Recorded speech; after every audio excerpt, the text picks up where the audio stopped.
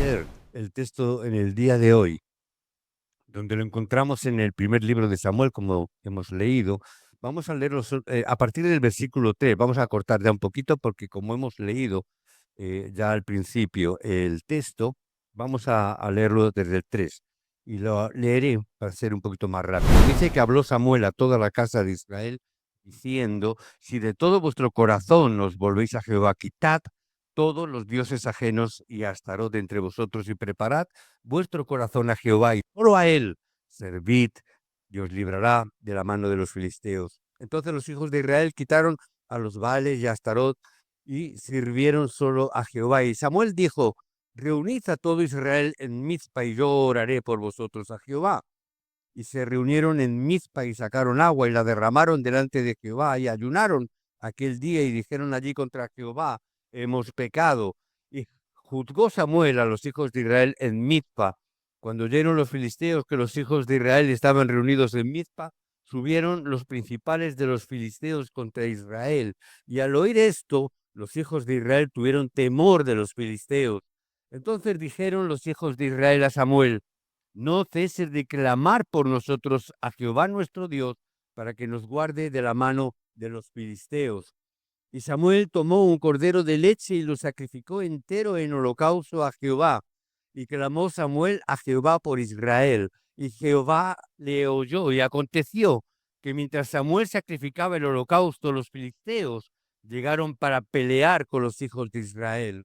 Mas Jehová tronó aquel día con gran estruendo sobre los filisteos y los atemorizó, y fueron vencidos delante de Israel. Y saliendo los hijos de Israel de Mizpa, siguieron a los filisteos, hiriéndolos hasta abajo de Bet-car.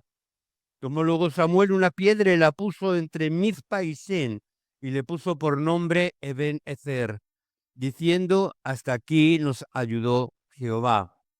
Así fueron sometidos los filisteos y no volvieron más a entrar en el territorio de Israel, y la mano de Jehová estuvo contra los filisteos todos los días de Samuel, y fueron restituidas a los hijos de Israel las ciudades que los filisteos habían tomado a los israelitas, desde Ecrón hasta Gat.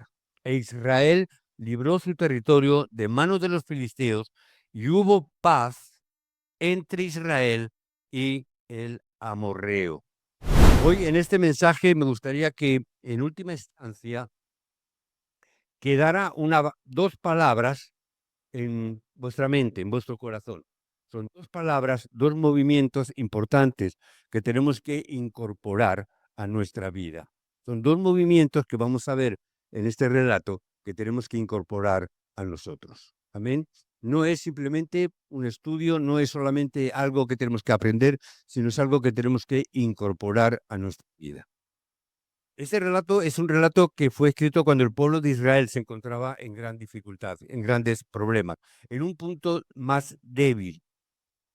¿Por qué razón? Porque Elí había perdido las fuerzas.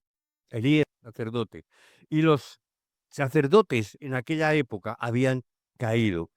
En ese tiempo que habían caído los sacerdotes, que había una gran corrupción dentro del templo, que Dios llama al profeta Samuel. Era un tiempo de gran dificultad.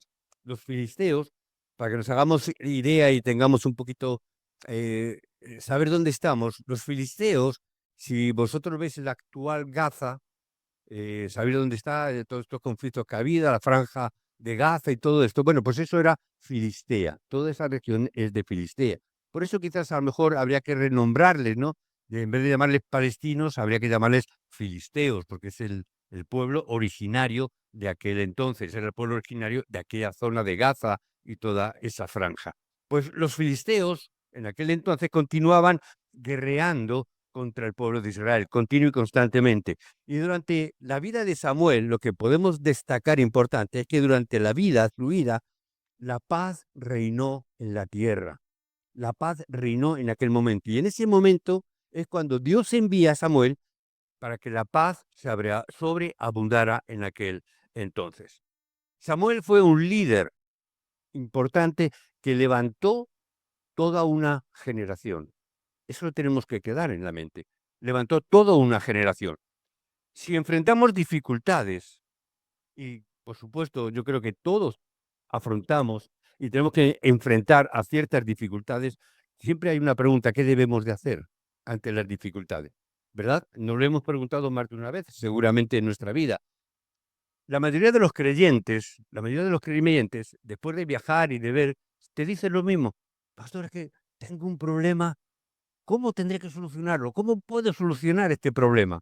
Tengo un gran problema, tengo una gran dificultad. ¿Cómo arreglar esta dificultad que tengo? Si tuviese que hacer una estimación, yo diría que de 10 creyentes, 9 hacen este tipo de preguntas.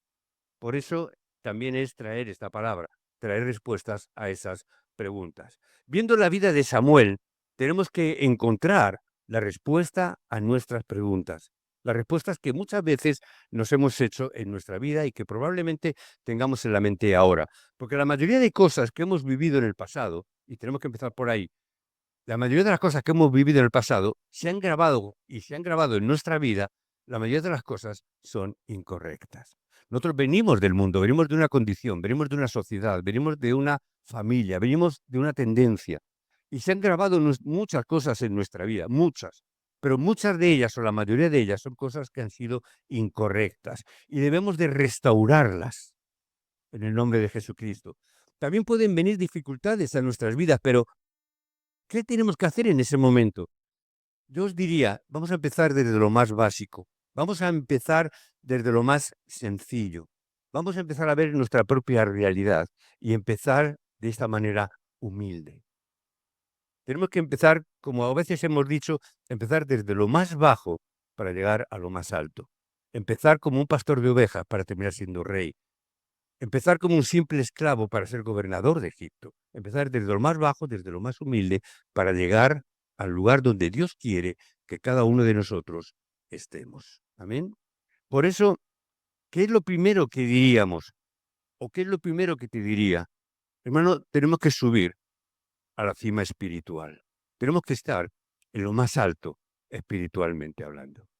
Os comento, esto de estar en lo más alto, yo lo aprendí o lo vi de una forma muy clara cuando estuvimos, de las muchas veces que hemos estado en Corea y hemos estado viendo desde el norte al sur, desde el norte en Seúl, capital, pasando por Daegu, la zona central, o yendo a Busan, que es la zona sur donde están los grandes astilleros más importantes prácticamente casi del mundo, los mayores astilleros están ahí.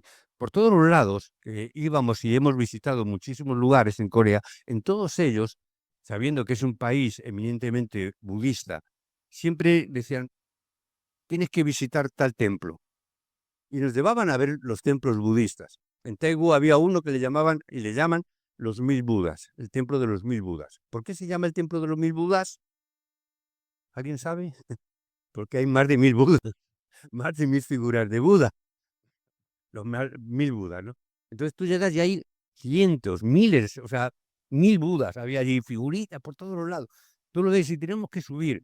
En uno de ellos tuvimos que subir al templo de Capai, que es un templo que está también en una zona muy alta, muy escabrosa, que había que subir por lugares de verdad, que yo veía a veces ancianitos subir, ancianitas bajar, y yo digo: ¿cómo pueden subir y bajar con lo que me está costando a mí?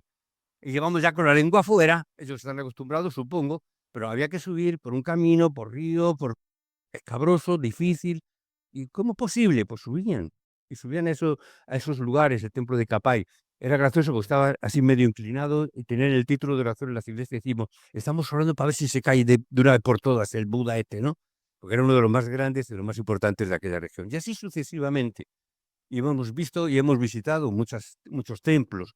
Algunos muy curiosos: el templo, el Buda más alto que se ha erigido en Corea, y cuando vimos que había unas láminas, o sea, unas planchas de mármol con muchos nombres, y dije: ¿y esto?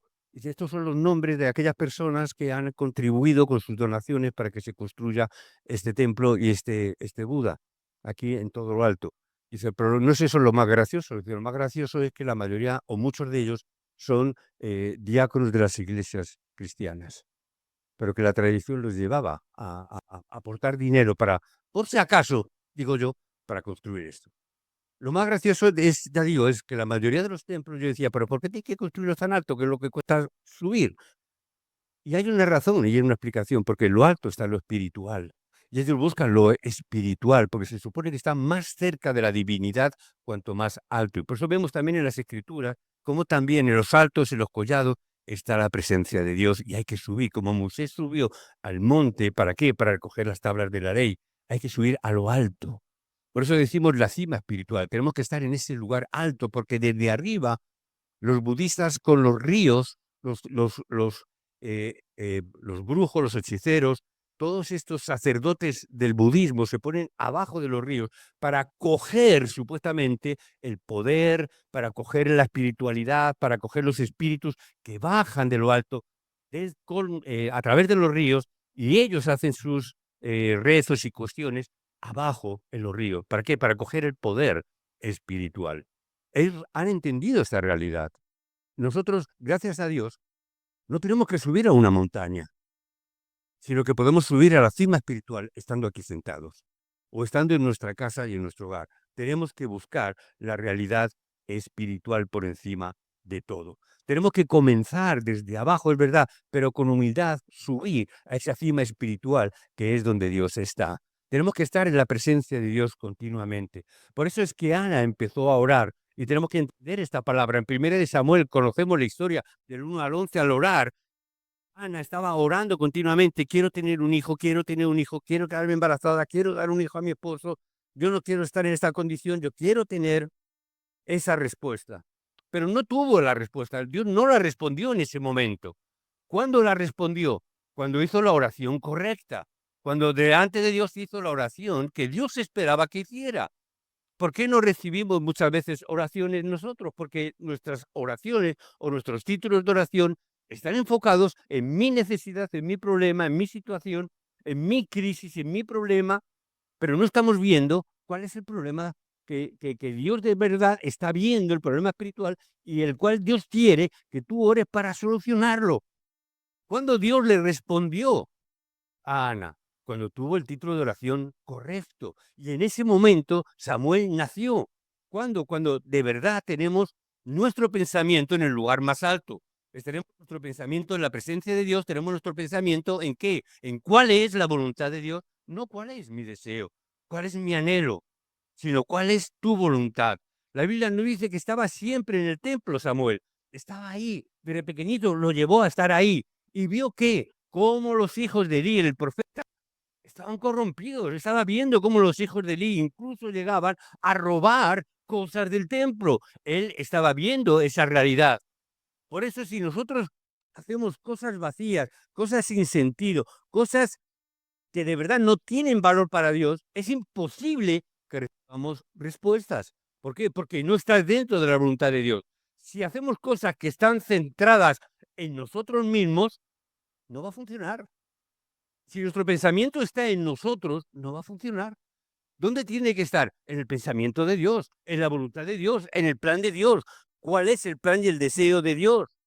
Las personas que hacen esto, las cosas que hacen las cosas incorrectas, que hacen las cosas mal, terminan incluso mintiendo a las personas y es un grave problema. En ese momento en que la persona que tomó la palabra de Dios y oró, fue Samuel, no fue el profeta. O sea, perdón, no fue el sacerdote, no fueron los hijos del sacerdote, fue el profeta. Por eso vemos en el capítulo 3, dice que Elí estaba sentado en sus aposentos. Ya habían perdido la palabra de Dios, pero Samuel, que estaba junto al arca en ese momento, escuchó la voz de Dios.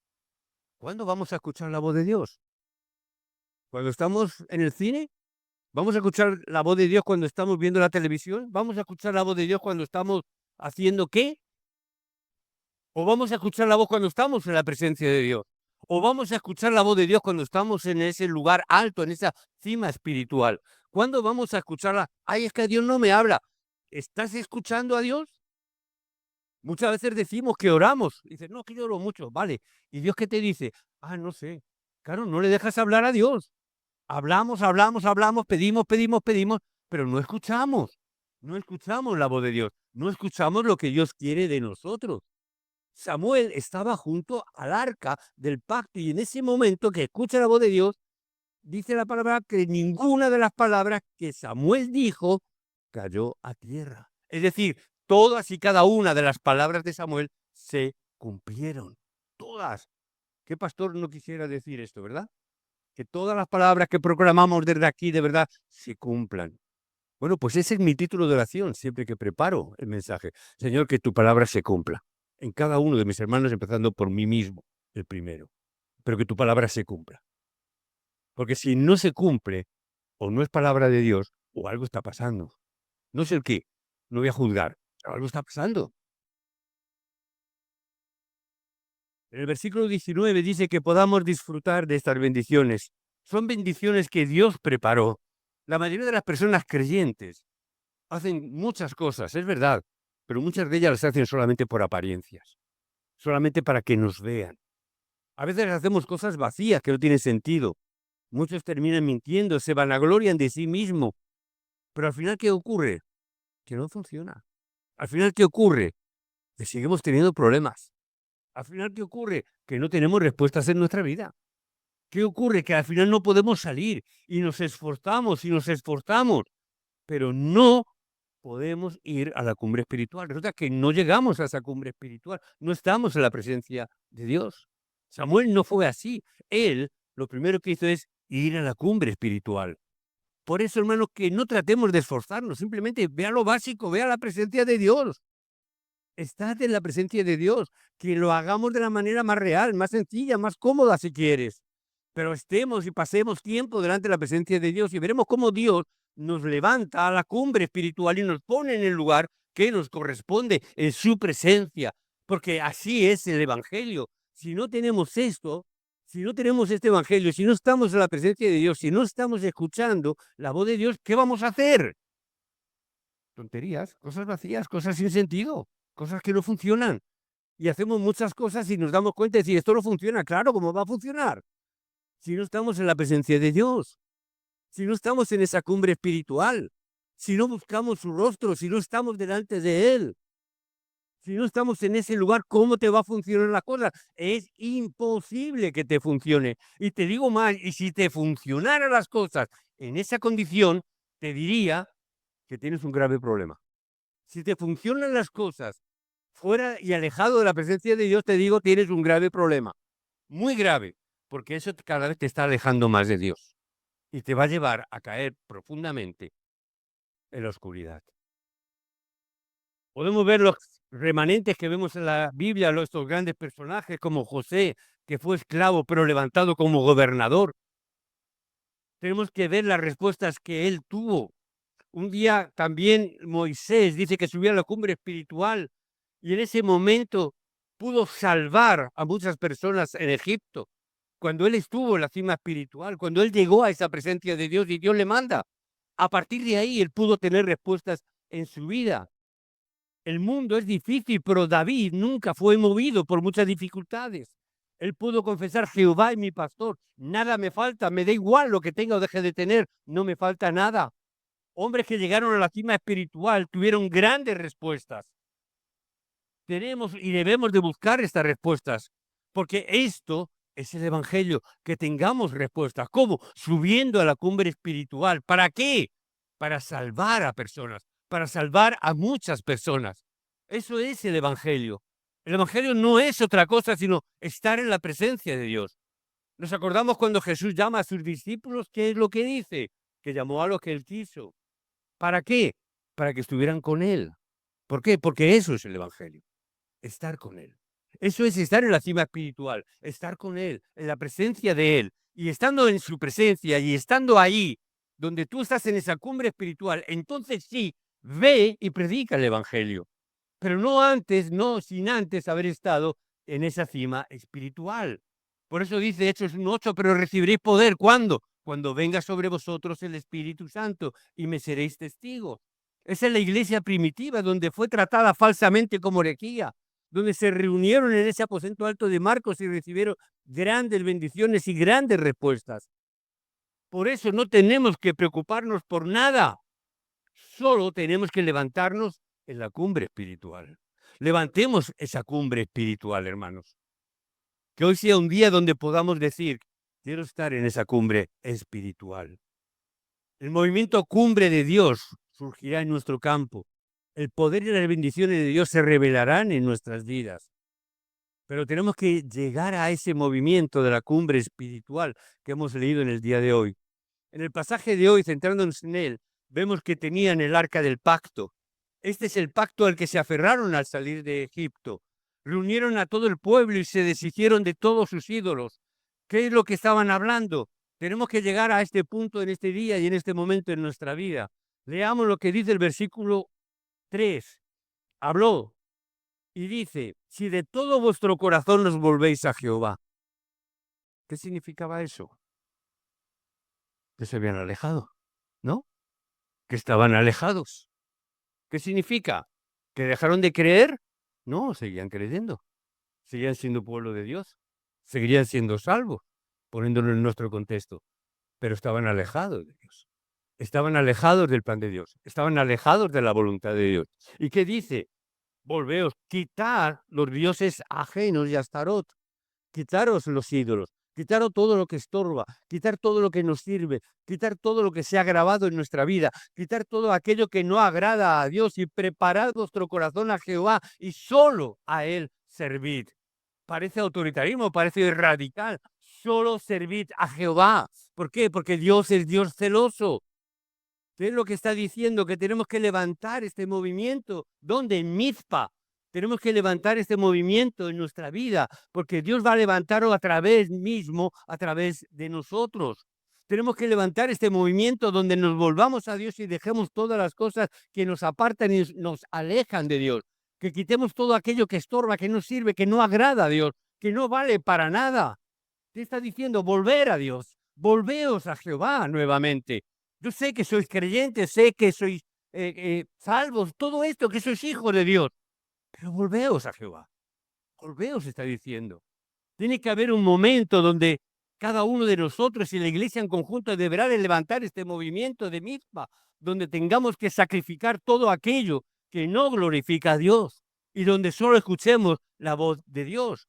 Y entonces empezaremos a recibir las bendiciones que Dios tiene para nosotros, porque en ese momento, dice la palabra que en ese momento los filisteos se reunieron para atacarle, justo en ese momento que estaban dando culto, justo en ese momento que estaban depositando todas esas cosas. Pero dice que Samuel empezó a orar. Va de un soldado, ¿verdad? Cuando te van a atacar, en vez de coger las espadas, se pone a orar. Y dice que hizo culto a Dios. ¿Qué es lo que está haciendo? Estar en la cima espiritual. No se preocupó por los ataques, por las adversidades. No se preocupó que venían los enemigos. Lo primero que hizo que fue dar culto a Dios, hacer sacrificio de sangre. Es estar en la presencia de Dios. Entonces los filisteos dice que cuando oyeron ese gran estruendo se atemorizaron y simplemente por el estruendo fueron vencidos. Ese fue el movimiento de Mizpa en aquella época, que sin pelear, sin levantar una espada, vencieron. Por eso os bendigo en el nombre de Jesucristo. Desechar todos vuestros ídolos. Desechar todo aquello que os impida acercaros a Dios. Desechar todo aquello y regresar al Señor Jehová. Volver y regresar al Señor. Dios levantará este movimiento a través de vosotros, donde vayáis. Porque la bendición está ahí. Porque en la época y en todo tiempo de Samuel, dice la palabra, no hubo guerras, versículos 13 y 14, no hubo guerras en el tiempo de Samuel. Estuvo con grandes cambios, venció sin pelear.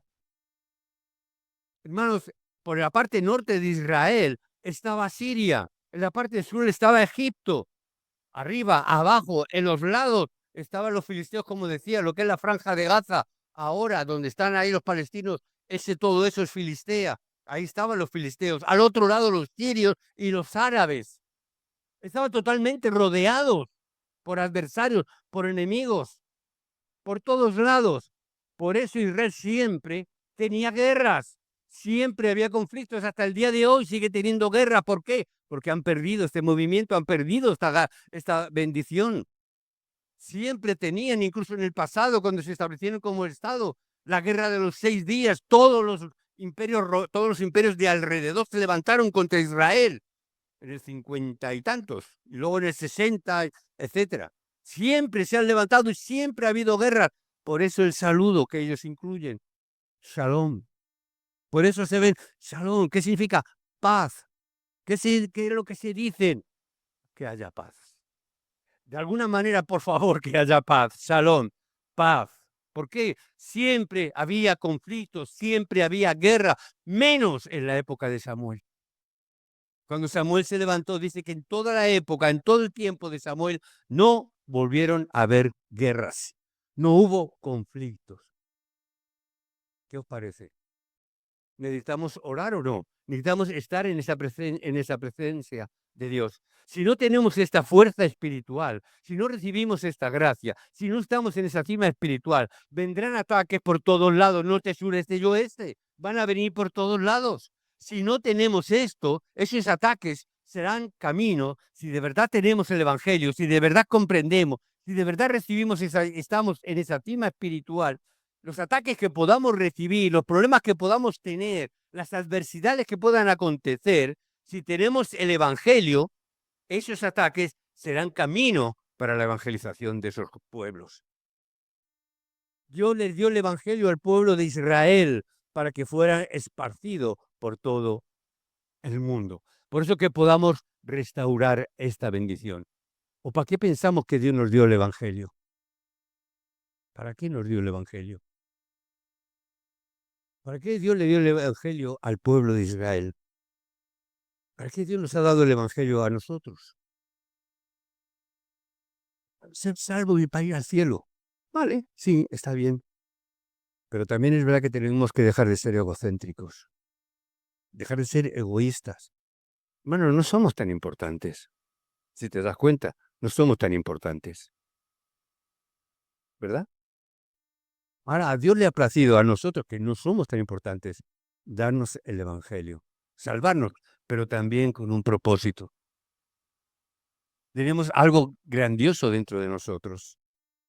Allí en Miami nos encontramos con un pastor amigo nuestro que conocimos en Corea durante mucho tiempo y estando allí en Miami digo, cómo no pasa a verle? Es mayor que yo, o sea que ya es muy mayor, mayor que yo. Y decíamos, mira, pastor, estamos aquí, digo, ya somos, le decía a mi esposa, ya somos mayores, yo tengo mis achaques, hoy no ha podido venir mi esposa porque está delicada también, con la tensión, qué sé yo. Y decía, y tenemos que venir a hacer un viaje más de 10 horas en avión, cansados. Y este pastor, que es muy gracioso, de Puerto Rico, decía, sí, sí, mírame a mí. Dice, si yo también soy un cuerpo escombro, decía. Y digo, pues mira, somos un cuerpo escombro. Me he quedado con la frase. Digo, tengo un cuerpo escombro, pero a Dios le ha placido en un cuerpo escombro, en una vasija, gracias, mi hermano, en una vasija de barro que no tiene valor ninguno. ¿Por qué? Porque somos barro. ¿Sí o no? Somos barro. ¿Qué valor tenemos? ¿Qué valor tiene el barro? Cuando estuve en Marruecos, la última vez cuando estuve en Marruecos, queríamos bajar al Atlas. El Atlas es en la cordillera montañosa que hay en Marruecos, porque decían que era la zona más pobre de Marruecos. Marruecos no es muy rico, como ya todos sabéis, ¿no? El pueblo pues, no tiene mucho eh, donde ganarse la vida, ¿no? Hay desierto en Marruecos. Y normalmente había un hermano de un pastor donde trabajaba con los que estaban allí en Marrakech, en la zona de Marrakech, que trabajaban con cuero.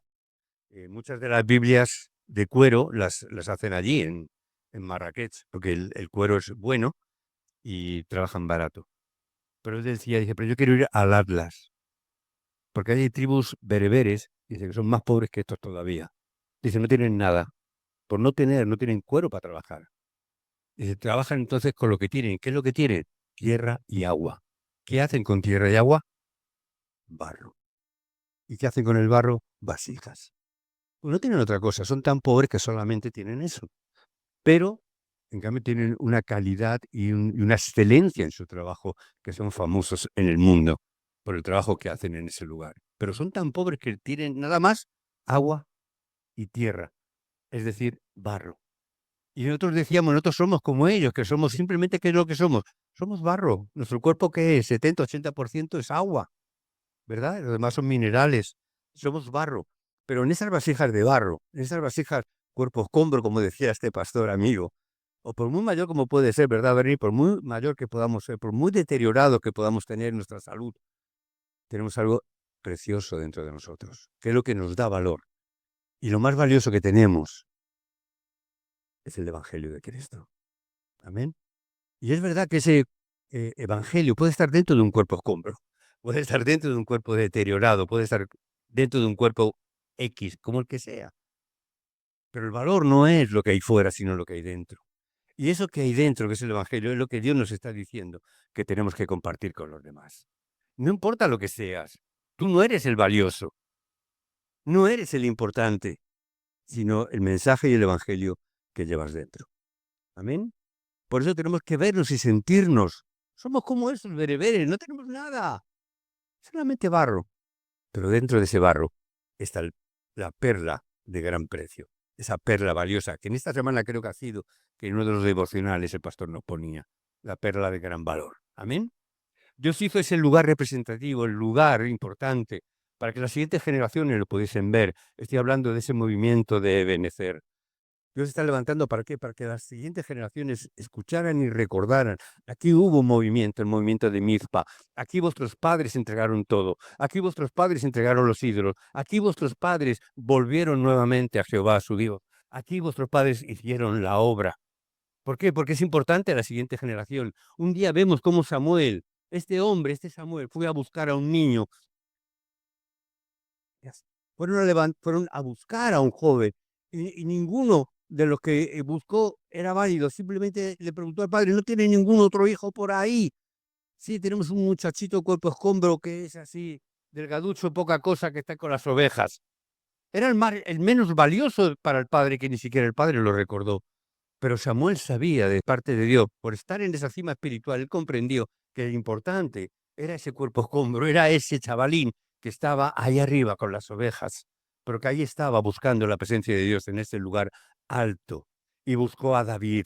Le dijo algo muy importante. Le dijo, tú vas a ser rey en el futuro. ¿Cómo es posible si soy lo más humilde, lo más pequeño, lo más insignificante? Pero a Dios le ha placido. Y no solamente eso, también le habló y le explicó de la importancia del arca del pacto. Por eso también Samuel tuvo que entender y le dijo, tienes que construir el templo a David, tienes que construir ese templo para que la presencia de Dios esté en medio del pueblo, tiene que nuevamente volver la presencia de Dios en medio de tu casa, en medio de tu ciudad, pero sobre todo en tu hogar.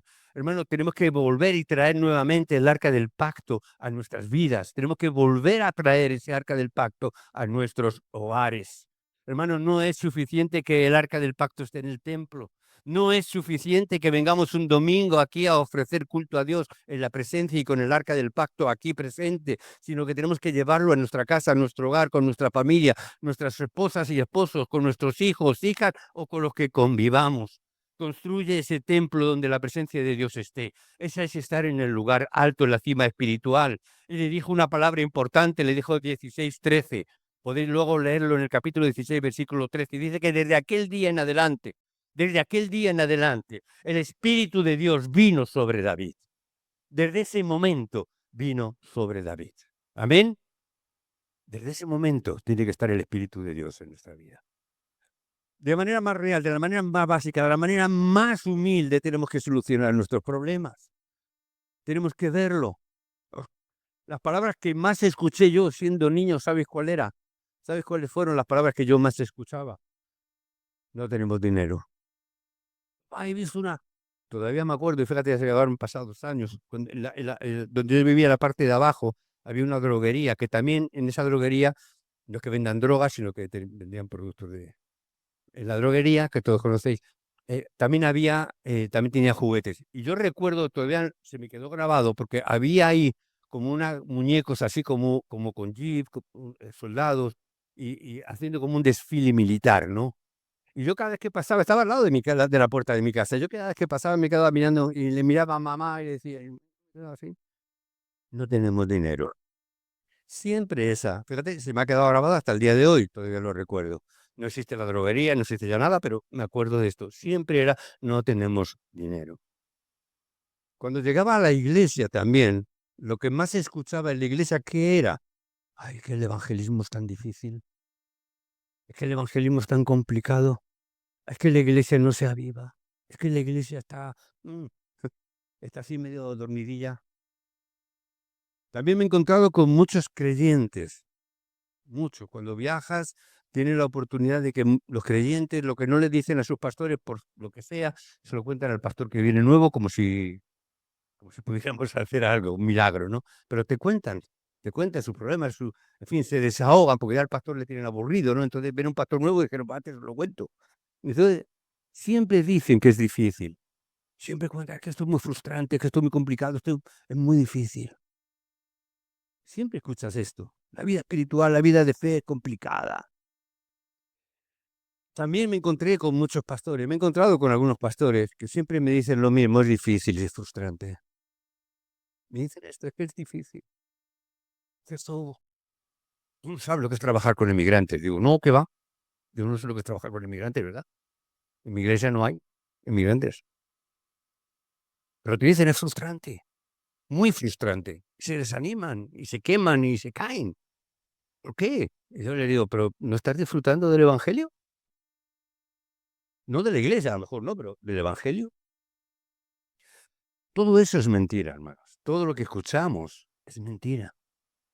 Puede ser la realidad de cada uno, puede ser la realidad que vemos, puede ser la realidad que vivimos, puede ser que esté ahí esa realidad, pero es incorrecto totalmente. ¿Por qué no podemos evangelizar? ¿Por qué? Las personas están preparadas para que los evangelicemos, dice la palabra. Mirad, los campos están blancos para la siembra. No, perdón, para la siega. Están blancos, están preparados. En Hechos, no recuerdo ahora el capítulo, dice que aquellos que estaban preparados por Dios aceptaron el evangelio. Dice que están preparados. Vemos cómo el corazón de Lidia, dice la palabra que el corazón de Lidia estaba preparado para escuchar la palabra y el mensaje de Pablo. ¿Quién los preparó? ¿Quién los preparó? Dios mismo lo prepara. El problema es que no vemos las cosas correctamente. ¿Por qué? Porque estamos en la parte baja, no estamos en la cima espiritual. Si tú estás en la parte baja, tu visión va a ser muy corta. Si tú estás viviendo como en mi caso, que yo vivo, y lo que habéis visto en mi casa, es un pequeño valle y hay montañas alrededor. Entonces mi visión no puede ser muy grande, ¿verdad? Desde mi casa salgo a la calle y mi visión, veo montañas, árboles, muy bonito, me alegro, pero no veo mucho más allá. Ahora, hay una montaña enfrente que cuando subimos a esa montaña, y tengo fotos, podemos ver el mar. Desde mi casa, desde mi pueblo, podemos ver el mar. No lo sabíais, ¿verdad? Pues desde mi casa, si subís a la montaña que hay enfrente, si subís a la cima, podéis ver el mar. Desde abajo no. Entonces yo os digo, el mar está ahí. Ah, mentira, ahí hay montañas. No, detrás está el mar. Ah, me estás engañando, pues está más lejos. No, ven conmigo. ¿Dónde? Ven a la cima y verás el mar. Ve a la cima y verás las cosas correctamente. Ve a la cima espiritual y no te quedes con lo que vemos en el valle, con lo que vemos en este mundo. Ve lo que Dios ve. Dios está viendo más allá de lo que tú y yo vemos, porque Él está arriba y lo estamos viendo. Tenemos que ver esta realidad, tenemos que ver correctamente, porque si no lo vemos bien, no podremos subir a esa cumbre espiritual. Yo tengo que ver correctamente desde esa cumbre. Por eso es la primera respuesta que podemos y debemos de recibir hoy, subir a la cima espiritual. ¿Cuál es la segunda que tenemos que recibir hoy? Que aunque muchas personas estén muriendo, podremos levantar el movimiento de MIFPA para salvarlos. Amén. Hemos cantado, y me gustan estas canciones, pero hemos cantado Ven, Señor, ¿verdad? Lo cantamos con tanta alegría, con tanto gozo. Ven, ¿no? Ven, Señor, por fin va a venir. Nos vas a sacar de este mundo nos volvemos de socratanianos, como Sócrates. Ay, es que la carne, todo eso está corrompido, el espíritu, lo que nos purifica, y tenemos que castigar el cuerpo.